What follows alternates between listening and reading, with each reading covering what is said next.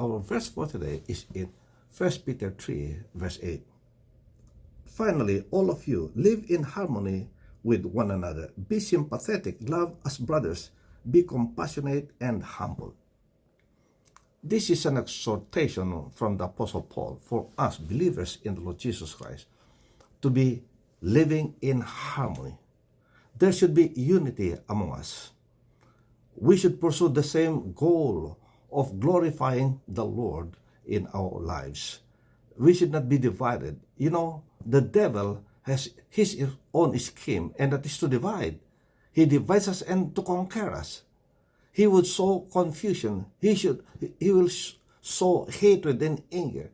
And if we respond to that, friends, and we align ourselves with his work, then we are destroying the body of Christ. But he was saying, the Apostle Paul was saying that no, there should be harmony among you. There should be agreement among you. You should be serving the Lord together. And so that should be the case, friends, now that we should be serving the Lord together. And he said that be sympathetic. Yes, friends, let's sympathize with one another. Well, there are times when we find ourselves better off than others, and others are needing of our help. So let's sympathize with them. Let's extend a helping hand to them. Let's try to understand their situation in life rather than being a judge to them, being one that will criticize them. But rather, friends, let us sympathize with the situation and try to lift their spirit up. And we are also commanded, friends, to love each other as brothers. Yes, the greatest command of the Lord is loving God first, and it's sacrificial love. And also to love our neighbors, our brothers. And also this is a sacrificial love. So it demands some sacrifices from us, friends. It's not easy to help and to love others. It requires some sacrifices.